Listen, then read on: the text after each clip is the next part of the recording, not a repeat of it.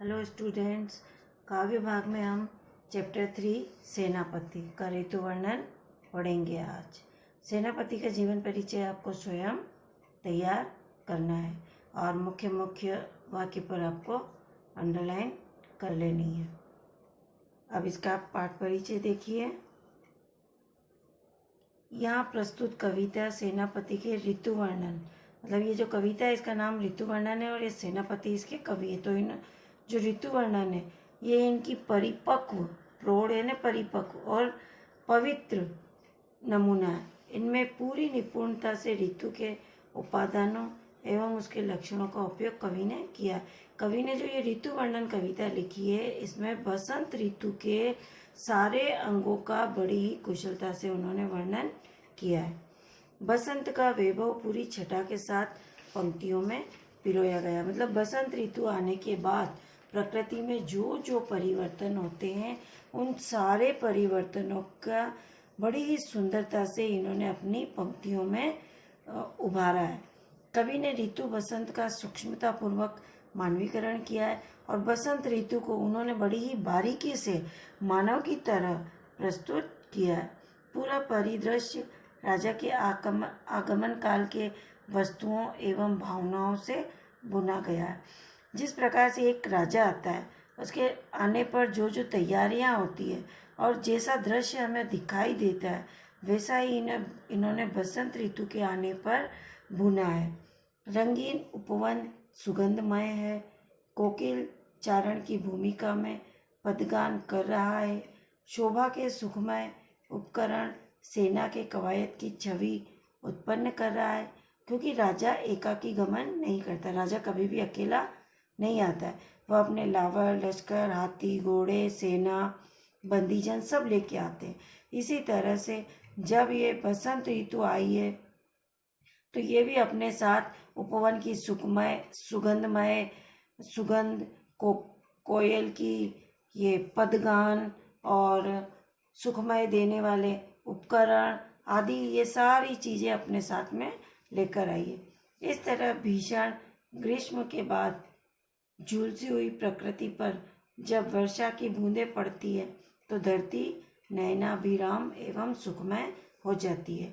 ये दूसरे पद की समरी है। पहले पद में तो सिर्फ बसंत ऋतु के बारे में ही बताया और दूसरे पद में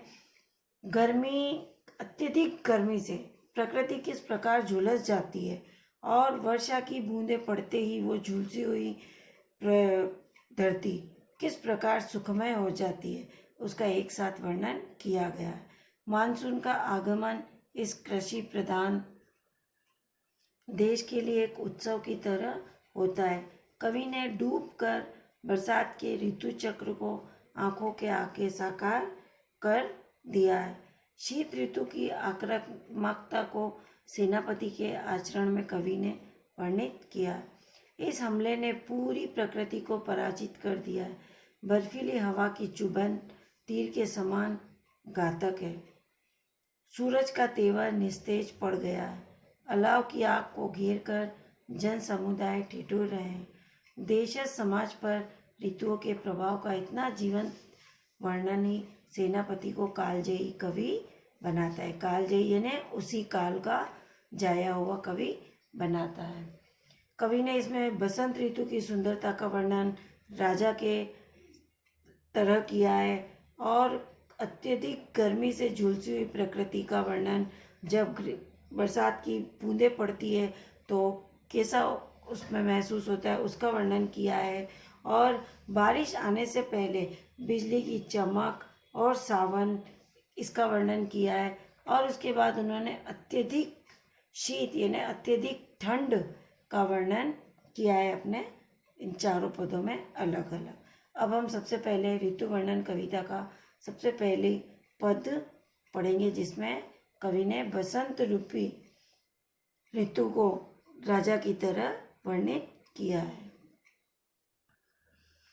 कविता में सर्वप्रथम आप सबसे पहले ऊपर लिख लीजिए, इसमें ब्रज भाषा का प्रयोग किया गया है और बसंत रूपी राजा, यहाँ पर रूपक अलंकार है क्योंकि बसंत ऋतु को एक राजा की तरह प्रस्तुत किया गया है, तो यहाँ पर रूपक अलंकार है। अनुप्रास अलंकार तो है ही, और प्रसाद और ओज गुण की प्रधानता भी है। और यहाँ पे बसंत ऋतु को मानवीकरण मतलब एक राजा की तरह जीता जागता बताया गया है, प्रस्तुत किया गया है, तो वह मानवीकरण अलंकार भी है। जब किसी निर्जीव वस्तु को सजीव वस्तु की तरह प्रस्तुत किया जाता है तो वह मानवीकरण अलंकार होता है। और बरन बरन में पुनरुक्ति प्रकाश अलंकार है। चलिए अब देखिए इसका प्रसंग देखिए। संदर्भ तो आपको पता है कि प्रस्तुत पंक्तियाँ पार्ट 3 सेनापति की कविता ऋतु वर्णन से अवतरित है। इसका प्रसंग देखिए। बसंत ऋतु को एक राजा की तरह बताकर उसके ऋतुराज अर्थात ऋतुओं का राजा नाम को सार्थक करने का वर्णन किया गया है। मतलब बसंत ऋतु जो है उसको एक राजा की तरह बताया गया है, और ऋतुओं का राजा, बसंत ऋतु ऋतुओं का राजा होता है, उसके नाम की सार्थकता को साबित किया गया है। अब देखिए आप इसका अर्थ देखिए, इसकी व्याख्या देखिए। बरन बरन तरु फूले उपवन बन। कवि सेनापति बसंत ऋतु का वर्णन करते हुए कहते हैं कि बसंत ऋतु एक राजा की भांति आ रहा है। जिस तरह से राजा सज धज कर आता है ना, उसी तरह से बसंत ऋतु भी सज धज कर आ रही है। सोई चतुरंग संग दल लहीयतु है। लहीयतु यानी संग लिए। सोई चतुरंग, चतुरंग यानी चारों अंगों वाली सेना, जिसमें हाथी, घोड़े, रथ, पैदल सैनिक सभी होते हैं। जब राजा आता है अपने शहर का, जब वो दौरा करता है तो उसके साथ में सेना, हाथी, घोड़े, रथ, पैदल सैनिक सब होते हैं।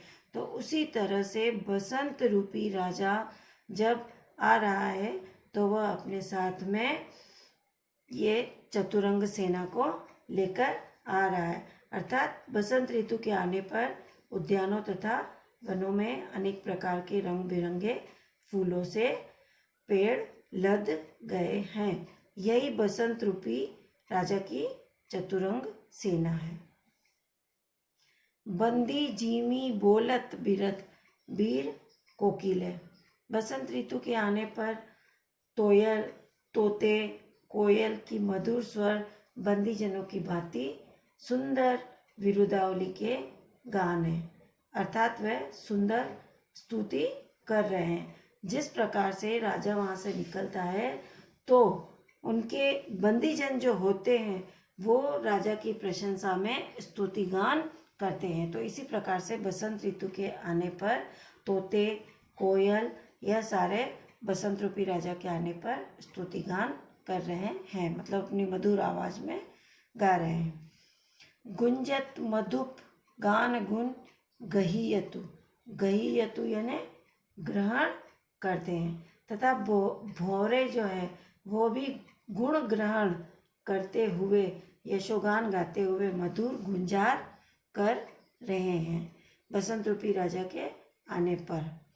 आवे आसपास पुहपन की सुबास सोई। बसंत के आगमन से आसपास में फूलों की सुगंध आ रही है। सोने के सुगंध मांझ सने रहीयतु।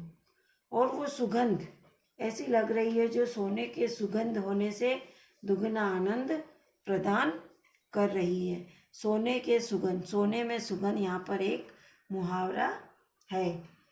अर्थात सोने के सुगंध जो कहावत है उसको चरितार्थ कर रही है। शोभा को समाज सेनापति सुखसाज आज।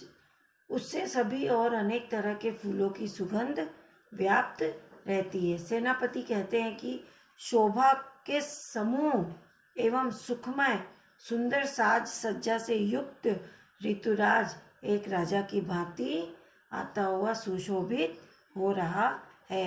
मतलब जिस प्रकार से एक राजा ठाट बाट अपनी सेना और अपने ये हाथी घोड़ों उनके साथ जिस शान बान से आता है, उसी प्रकार से बसंत ऋतु भी अपनी ठाट बाट, अपनी सुंदर फूलों, उनकी खुशबू और पक्षियों की मधुर ध्वनियों के साथ प्रवेश कर रही है। इसमें सोने के सुगंध में ये एक कहावत है, इसका आप अर्थ और इसका वाक्य प्रयोग देखिए। सोने में सुगंध कहावत, इसका अर्थ है किसी बहुत अच्छी चीज में और भी कोई ऐसा गुण या विशेषता होना जिससे कि उसका मूल्य और महत्व और भी बढ़ जाए, ये इसका मतलब है, मतलब इसका अर्थ है। जैसे उदाहरण देखिए, जैसे विद्वानों में, विद्वान व्यक्ति जो होते हैं उनमें विनम्रता होना सोने में सुगंध के समान है। एक तो वो विद्वान है, ऊपर से उसमें विनम्रता का भाव होना वो उसके विद्वान होने के गुण को और अधिक बढ़ा देता है। तो उसी प्रकार सोने में सुगंध के समान है। बस आज एक ही पद पढ़ेंगे, बाकी के 3 कल। और इस पहले वाले पद में पुनरुक्ति प्रकाश अलंकार है, ये मैंने आपको बता दिया। और रूपक अलंकार है क्योंकि बसंत रूपी राजा है। अनुप्रास अलंकार तो है ही। और मानवीकरण अलंकार क्योंकि बसंत ऋतु को एक राजा की तरह प्रस्तुत किया गया है। और यहाँ पर उपमा अलंकार भी है क्योंकि यहाँ तुलना की जा रही है राजा के शान शौकत, उसकी साज सज्जा से। तो ये इसके अलंकार है जो आपको काव्य सौंदर्य में लिखने हैं। और काव्य सौंदर्य में ये लाइन भी लिखनी है, सोने के सुगंध में कहावत चरितार्थ हो रही है तो उसका अर्थ भी आप काव्य सौंदर्य में लिख सकते हैं। और इसमें दृश्य बिंब अत्यंत आकर्षक है। इसका जो ये बिंब है ना, इसकी जो परछाई, इसको जो प्रस्तुत किया गया है, इस पंक्तियों को, इन पंक्तियों को, वो बहुत ही आकर्षक और बहुत ही कुशलता से प्रस्तुत किया गया।